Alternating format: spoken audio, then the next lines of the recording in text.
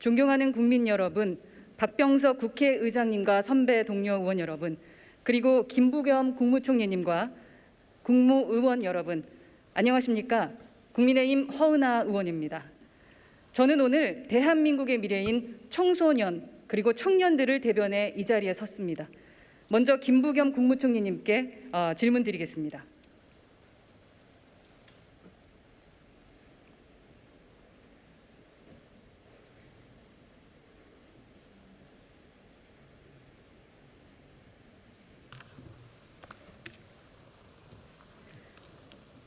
네, 총리님, 여당 유력 대권 주자들입니다. 사진 보시면 잘 아는 사이시죠? 예, 그렇습니다. 예. 네, 이분들은 왜 이러고 계신다고 생각하십니까? 그만큼 이제 조금 기성세대로서 젊은 세대하고의 소통이 부족했다는 그런 지적에 그 나름대로 답하는 방식이 아니겠나 이렇게 생각합니다. 예. 네, 이해하기 위해서 노력하는 과정이다라는 말씀이죠. 예, 그렇습니다. 예, 저도 그 마음 그리고 문화를 이해하려고 하는 그 자체를 믿어보고 싶습니다. 총리님의 취임사 중에서 어떤 상황에서도 우리 청년들이 희망을 잃은 일은 결코 없도록 하겠습니다라는 메시지가 기억에 납니다. 기억하시죠? 예, 네, 그 마음도 변함없으시고. 하여튼 능력은 부족하지만 최선을 다해서 이 젊은이들한테 뭔가 하여튼 이 세상 우리 사회에 대한 어떤 가득한 이 어떤 불신이나 이 분노를 걷어내는데 최선을 다할 작정입니다. 예. 네, 그런 차원에서 제가 질문드립니다. 이번에 박성민 비서관 인사에 대해서는 어떻게 생각하십니까? 어쨌든 그 대통령의 인사권에 속하는 문제에서 제가 평가하기는 그렇지만 36살짜리 제1야당 대표가 탄생한 마당입니다. 그런데 이번에 박성민 비서관 그냥 어느 날 오신 분은 아니죠. 이분 2018년에 당시 여당 대변인을 했습니다. 그다음에 2019년에는 제가 알기로 작년인가요? 2020년인가 모르겠는데 당 최고위원을 지냈었습니다. 그 나름대로 정치권에서 훈련을 받은 그리고 이준석 대표의 탄생으로 발생된 어떤 정치권의 어떤 큰 변화의 어떤 바람 그걸 한번 읽어내기 위해서는 청년의 목소리가 필요하지 않겠냐. 그래서 아마 대통령 주변에도 그런 청년의 목소리를 바로 전달할 수 있는 창구가 필요했던 게 아닌가 싶습니다. 네, 그런데 총리님의 바람과는 좀 다르게 청년들은 이 인사가 공정하지 못했다고 상대적인 박탈감을 호소하고 있습니다. 누구는 부동산 폭등으로 잠도 못 구경하는, 그러니까 집도 못 구하는 벼락거지가 되었는데 누구는 정치권에 기웃대다가 초고위 공무원으로 벼락 승진을 했다. 희망을 잃었다. 이렇게 말씀하고 계십니다. 그 총리님 의지와는 반대이지 않을까 하는 생각입니다. 의원님 그렇다고 하더라도 아마 그분이 해야 될 역할 자체가 바로 그 세대들의 또 다양한 목소리를 이렇게 모으는 어떤 역할을 저는 할 수 있다고 보고요. 또 하나 그렇게 하다 보니까 그분이 그런 역할에 대해 비서관의 직위가 말하자면 고위공무원이어서 그렇지. 그리고 벌써 이 정부의 문제는 소통을 잘 안 하는 거죠. 전문가의 이야기를 듣고 2030 세대들의 소통이 좀 필요한 것 같다는 생각이 듭니다. 저는 우리 총리님 취임사 말씀처럼 우리 청소년들에게 희망이 있는 국정 운영이 되길 바라고요. 이를 위해서 교육이나 문화를 포함해서 다방면에 걸쳐서 청년들의 목소리를 듣고 진솔한 소통이 좀 필요한 것 같다라는 말씀을 드리겠습니다. 네. 들어가셔도 좋습니다. 예, 충원님 감사합니다. 부총리님 나와주시기 바랍니다.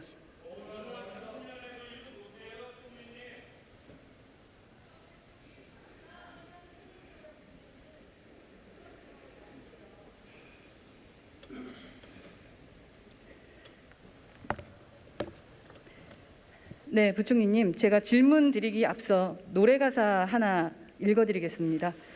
누구나 상처를 주기도 하고 상처를 받기도 하지. 하지만 다 괜찮아질 거야. 이 노래는 가수 마룬5가 질병으로 세상을 떠난 자신의 전 매니저를 추모하기 위해서 불렀던 메모리즈라는 곡입니다. 2주 전에 바로 오늘 안동의 한 고교생이 안타깝게도 극단적 선택으로 세상을 떠났습니다. 수행평가 부정행위 시비에서 시작한 선생님과의 오해가 꽃다운 아이를 극단적 상황으로 내몬 거죠. 그 아이 수행평가 과제로 듣던 노래가 바로 이 노래입니다. 노래 가사처럼 누구나 상처를 주기도 하고 받기도 하지만 얘야 다 괜찮아질 거야 라고 말하는 어른이, 선생님이 없었다는 것이 너무나 참담하기만 합니다.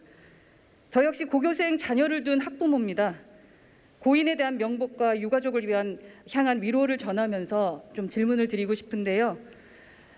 학생에게 가장 안전한 곳은 학교여야 하고 또 선생님은 학생 편이어야겠죠. 동의하십니까? 네, 동의합니다. 그런데 이번 안동 고교생 수행평가 사건을 보면 선생님은 학생 편이지도 않았고 학교는 안전하지도 않았던 것 같습니다. 행복은 성적순이 아니다라고 말을 하는데 성적평가 엄격하게 하겠다고 학생을 억울함뿐만이 아니라 비극적 선택으로부터 지켜내지 못하는 것이 현재 우리 교육의 현실입니다. 이에 대한 부총리 입장과 교육부의 조치 내용을 묻고 싶습니다. 의원님 말씀하신 것처럼 저도 똑같은 마음으로 너무나 안타깝게 생각하고 있고요. 일어나지 말아야 할 일이 일어난 것에 대해서 정말 깊은 책임을 느끼고 있습니다. 우리 그렇게 안타깝게 떠난 학생과 또 유가족에게 깊은 애도를 드립니다. 현재 이 사안은 그 경북교육청에서 좀 담당을 하면서 지금은 이제 경찰 조사가 진행 중에 있습니다. 다만 의원님 말씀하신 것처럼 학교에서 이런 일이 발생했기 때문에 학교의 여러 학생들이나 또 교직원들의 심리적인 충격이나 이 학생을 애도하는 마음이나 이제 이런 것들이 학교에서 잘 그 심리 정서적인 지원이라든가 이 사안에 대한 또 학교 내의 어떤 조치라든가 이런 것들이 있어야 되기 때문에 지금 학생과 교직원에 대한 심리 지원은 이제 경북교육청의 위기지원팀에서 진행을 하고 있고요. 경찰 조사가 진행되는 대로 그런 사망 경위나 조치 사항에 대한 어떤 법적인 이제 절차들은 밟게 되겠지만 저희가 실시간적으로 그 경북교육청과 상황을 공유하면서 계속 모니터링을 하고 있다는 말씀을 드립니다. 네, 지켜봐 주시고 부디 유가족에게 위로가 되는 조치 그리고 재발 방지를 위한 방안이 되시기를 바라겠습니다. 학생을 계도하고 훌륭한 시민으로 양성해야 할 교원들이 스승으로서 본분과 책임을 잊고 공무원이라는 신분이 낳은 행정 편의주의에 빠진 것은 어제 오늘의 일이 아닙니다. 만약 교원이 그저 지식을 전달하고 성적을 올리기만 하면 된다라면 사교육 영역에서 경쟁하는 강사분들이 훨씬 더 잘하신다라는 이야기들이 있습니다. 일선의 교원들이 학생들의 인격 양성과 정서 함양을 도외시하고 성적 만능주의와 행정 편의주의에 빠지기만 한다면 공교육의 존재 이유는 사라진다고 생각을 합니다. 한마디로 공교육이 지금 현재 위기라고 생각합니다. 원인은 무엇이라고 생각하십니까? 의원님이 말씀하셨던 성적 만능주의가 오랫동안 우리 사회에서 이제 대입 중심의 경쟁 교육으로 인한 학교 현장에 그런 문제가 있었다고 생각하고 있습니다. 공교육이 누구나 차별 없이 교육을 받아야 하고 또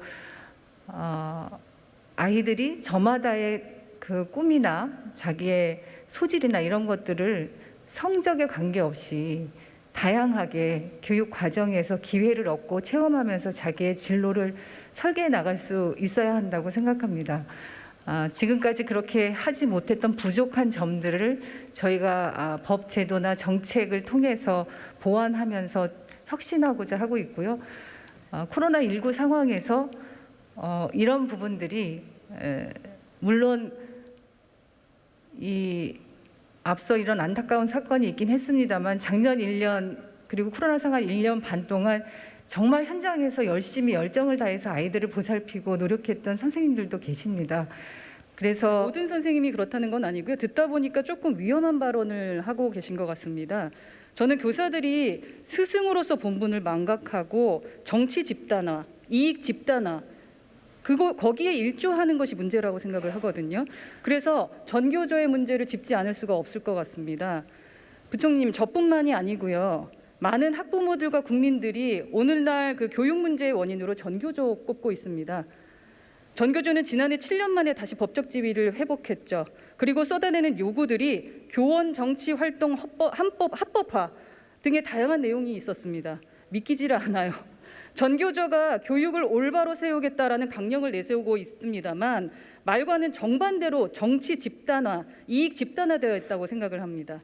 학생들을 인질로 교육을 정치에 이용하고 교육을 자본화하려는 일부 전교조 수뇌부 교사들의 저희가 국가 백년대계까지 위협하는 소위 촛불 청구소까지 들이밀고 있다고 생각하는데 부총리께서는 이들의 요구에 대해서는 어떤 입장이십니까? 여러 교원 단체들이 있고 전교조도 그 교원 단체 중에 한 단체입니다. 그리고 오랫동안 처음에 전교조를 만들면서 이제 참교육 운동을 해왔던 것에서 또 여러 이제 역사적 과정들이 있어왔죠. 위험한 발언 계속하십니다. 참교육도 한번 찾아보시면 오해할 만한 게 많죠. 제가 사례 의원님. 들어드리겠습니다. 얼마 전에 휘문고 교사의 천안함 망언이 사회적 공분을 샀습니다. 최원일 한장님을 부하 수장법 취급한 교사의 망언이 학생을 통해서 알려졌죠. 부총리님, 이 민망한 글 굳이 읽어드리지 않겠습니다. 사안에 대해서 알고 계실 거라고 믿고요. 적절했다고 보십니까? 이 문제에 대해서는 이미 적절치 않다고 판단하고 학교에서 이제 사립학교이기 때문에 이 교사에 대한 징계 절차를 밟고 있는 것으로 알고 있고요. 의원님께서 지적하셨던 전교조의 그런 문제에 대해서는 달리 평가할 수 있는 부분도 있고 또 의원님 제가 사례를 지적 계속 사항이 드리겠습니다. 이 발언은 우선 최원일 함장님과 천안함 생존 용사들의 명예를 훼손했을 뿐만 아니라 교육 공무원의 품위 유지 그 의무 자체도 지금 위반한 것입니다. 또한 정치적 중립 그 의무도 위반한 것입니다. 그래서 그 부분은 그런데 지금 전교조는요 여전히 교원의 정치활동 합법화를 요구하고 있습니다. 지금도 이런 정치 편향적인 막말이 자행되고 있는데요. 만약 전교조의 정치활동 합법화 요구가 관철된다면 얼마나 더한 편향적인 사상주입이 조직적으로 이루어지게 될지 아찔합니다. 저는 전교조의 이런 요구가 교원의 정치 집단화, 이념 집단화를 막고 있는 최소한의 제동 장치마저 철거해버리는 것이라고 생각해서 위험하다고 생각합니다. 이런 상황에서 교원의 정치활동 합법화에 대한 정부의 공식 입장은 무엇입니까? 교원의 정치활동 합법화에 대해서는 사실은 국회에서 법률적으로 근거를 마련해 주셔야만 가능한 일이고요. 지금 헌법이나 우리 법에 근거해서는 교원들의 정치적 중립성이 부총리 의무화되어 있습니다. 본인 스스로 생각할 때는 교원의 정치활동이 합법화되어야 된다고 생각하십니까? 저는 교원이 교사로서 아이들에게 다양한 정치적인 견해들을 소개하고 비판의식을 갖게 하는 것은 할 수 있다고 생각합니다만 본인 개인의 정치적인 성향이나 의사를 아이들에게 강요하거나 주입할 수는 없다고 생각하고 있습니다. 그렇죠. 우리 공교육이 가장 중요하게 여겨야 할 대상이 누굽니까? 가장 중요하게 생각해야 될 대상. 우리 학생들입니다. 당연한 거죠. 그러나 정교조는 공교육을 수단으로 사용합니다. 정치적, 이념적 이득뿐만이 아니라 금전적 이득까지. 의원님께서 조희연 그렇게 좀 서울시 정치적으로 과도하게 말씀하시는 거에 대해서는 제가 모든 내용에 대해서 동의하기는 좀 어렵습니다. 조희연 서울시 교육감의 교사 특혜 채용 사건은요. 전교조를 중심으로 한 교육 행정을 자신들의 금전적 이득을 위해 악용하는 내로남불로 보여졌습니다. 이런 상황 가운데 더불어민주당은요. 전교조의 촛불 청구서를 갚기 위해서 특별법까지 만들어 발의했습니다. 이미 30여 년 해직됐다가 복직된 전교조 교사들의 해직 기간을 보상해 주기 위해서 1인당 8억 정도, 총 1조 4천억 원의 세금을 투입하자는 뜻입니다. 이미 2012년도에 대법원이 해직 기간을 경력으로 인정할 수 없다고 판결했음에도 불구하고 이를 우회해서라도 인당 8억 원을 챙겨주려는 시도입니다. 이제는 전교조가 교육의 정치 집단화를 넘어서 이익 집단화까지 노리고 있다는 생각입니다. 이쯤 되면 대한민국 공교육이 정말 학생을 위하는 것인지 아니면 전교조를 위한 수단이 돼버렸는지 알 수 없습니다. 의원님, 대한민국 공교육은 전교조의 것이 아닙니다. 전교조는 교원 단체 중에 하나일 뿐이고요. 공교육을 지금 책임지는 사례에 대한 것은 국가가 말씀하시면 되겠습니다. 하고 있습니다. 지금 말씀하시는 게 우리 부총리님의 견해이시라고 생각하겠습니다. 이런 상황에서도 문제의식을 하지 않고 있다면 아주 심각한 부분이라고 생각합니다. 현장의 상황을 몰라도 너무 모르십니다. 소통하시고 들어주시길 바랍니다. 제가 전교조 교원 눈치 단체들하고도 계속 그런 소통하고 거라면 있고요. 부총리님 학부모 미래의 교사들하고도 청년들을 계속 바라보시기 소통하고 바라겠습니다. 있습니다. 학생들에게 필요한 것은 자신들의 이념만을 쫓는 전문 성동꾼이 아닙니다. 자신들의 이익만을 찾는 강성 노조원이 아닙니다. 누구나 상처를 주기도 하고 받기도 하지만 다 괜찮아질 거야. 나는 노랫말을 얘기해주고 위로와 격려를 줄 수 있는 선생님입니다. 자신들의 정치적 금전적 이익이 아니라 진정으로 학생들의 학습권을 보장해 줄 수 있는 선생님이 필요한 겁니다. 정치 집단화, 이익 집단화 되고 있는 우리 공교육의 현실, 공부를 하려면 학원을 가는 것을 당연하다고 여기는 문화, 우리 교육당국이 분명한 책임이 있습니다. 전교조의 청구서가 아니라 아이들의 미래에 빚진 마음으로 남은 임기에 최선을 다해 주시길 당부드립니다. 들어가셔도 좋습니다. 한 말씀만 드리고 들어가겠습니다. 들어가셔도 좋습니다. 의원님께서 말씀하신 것은 의원님의 정치적인 문체부 장관님 이어서 입장입니다. 질문 드리겠습니다. 예, 공교육은 정부가, 교육부가, 교육청과 함께 책임지겠습니다. 전교조의 그런 문제를 공교육 일반의 문제라고 지적하시는 것에 대해서는 동의할 수 없습니다.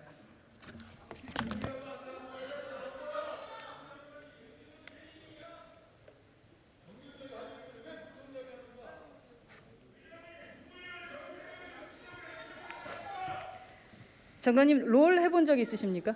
저는 해보지 못했습니다. 네, 롤드컵은 보신 적 있으시죠? 예, 본 적이 있습니다. 네, 트렌디하십니다. 세상이 변하듯이 자녀 양육 환경도 상당히 많이 바뀐 것 같아요. 코로나19 이전만 해도 좀 이렇게 여가 시간이 있으면 부모님들이 나가 놀아라 했지만 요즘에는 집에서 놀아라 이렇게 얘기를 많이 합니다. 아이들은 온라인상에서 또 다른 세상과 사람들을 만나서 교류하는 것에 익숙해졌고요. 그중 하나가 게임인 것 같습니다. 게임의 인식과 위상이 바뀌고 있다는 거죠. 인정하시죠? 네, 그렇습니다. 네, 경제적 측면도 마찬가지입니다.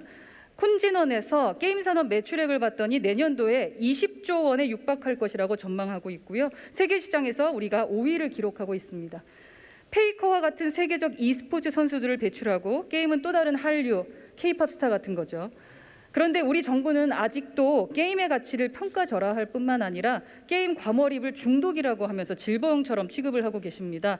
정부가 해야 할 것은 문제의 솔루션을 찾는 것이지 규제에 규제를 더해서 무조건 틀어막기만 하는 것은 아니라는 생각이 듭니다. 그 대표적인 예가 게임 셧다운제라고 생각합니다. 문체부는 게임산업법으로 선택적 셧다운제를 시행하고 있고요. 여가부는 청소년 보호법으로 강제적 셧다운제를 시행하고 있습니다. 장관께서는 이와 같은 중복 규제가 지금의 상황에 과연 실효성이 있다고 생각하십니까? 네, 문체부의 게임 산업법은 전체를 허용한 가운데 선택적으로 부모와 당사자가 요구하면 그 부분을 이제 규제하는 거고, 청소년 보호법은 특정 시간을 이제 셧다운하는 건데 장단점이 있습니다. 장단점이 있는데 중복되는 부분도 있고요. 이것은 부처 간에 또 학부모들의 의견을 좀 다양하게 수렴해서 지속적으로 협의해 나가도록 하겠습니다. 그죠. 규제가 실효성이 없다는 게 더 큰 문제인 것 같은데요. 현행 게임 셧다운제는 PC 게임을 이제 대상으로 시행되고 있지 않습니까? 다시 말해서 제한 시간을 넘겨서 컴퓨터가 꺼진다고 해도 우리 스마트폰이라던가 온라인 게임 모바일로 할 수 있다라는 얘기고요. 심지어 게임이 셧다운되어도 OTT나 또 SNS 통해서 얼마든지 관련 콘텐츠를 즐길 수 있다라는 거죠. 제가 이 문제를 공론화를 하니까요. 어떤 분께서 멍청한 규제라고까지 말씀을 해주셨습니다. 왜냐하면 강제적 셧다운제가 아니더라도 필요에 따라서 학부모가 요청을 하면 게임 이용 시간을 제한하도록 하는 선택적 셧다운제가 있는데 왜 우리 이미 있는 이 법제도에 구비가 돼 있는데 왜 그럴까라는 말씀이셨거든요.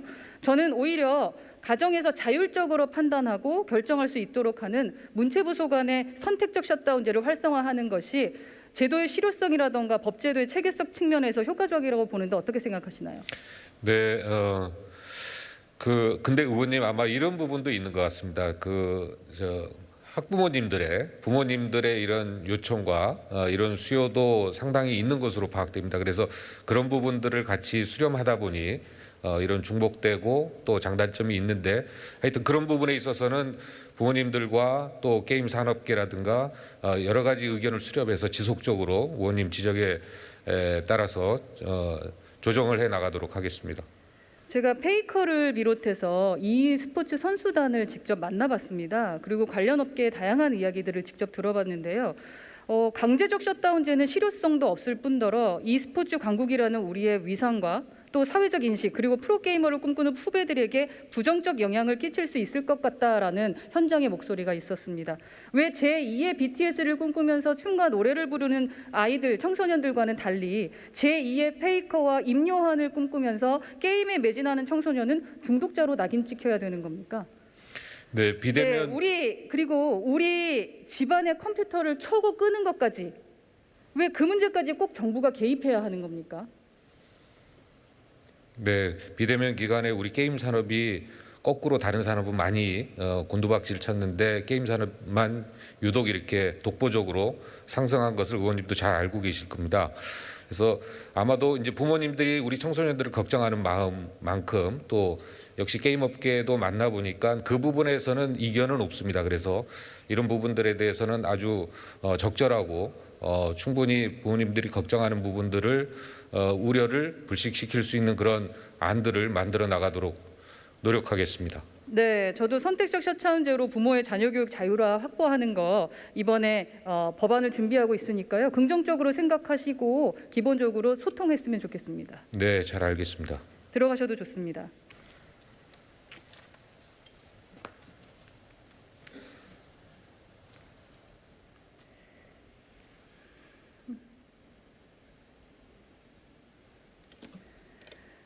존경하는 국민 여러분, 그리고 선배 동료 의원 여러분, 저 역시 자녀를 키우고 있는 부모 입장에서 두 가지를 말씀드리고 싶습니다. 첫째, 우리 아이에게 필요한 것은 노조원이 아닌 선생님이다. 둘째, 나와 아이의 일에 실효성도 없는 규제로 간섭하지 말라라는 메시지를 국회와 정부에 드리고 싶습니다. 아직 한창 배워야 할 아이들을 정치적으로 세뇌시키려는 야욕으로부터 보호하고 아이들의 무한한 가능성을 불필요하게 옥죄는 규제를 없애주는 것이, 그리고 이를 통해 모든 청소년들이 공정한 사회를 만드는 것이 우리 어른들과 그리고 국회가 해야 할 일 아니겠습니까? 부디 앞으로도 우리 국회가 우리가 살아온 세상과 선입견에 몰입되어서 매몰되어서 미래를 살아갈 청년과 청소년들을 위한 공정한 세상을 만들어갈 수 있도록 도와줄 수 있도록 의원님들의 뜻과 마음을 함께 모아주시기를 간곡히 부탁드립니다. 경청해 주셔서 감사합니다.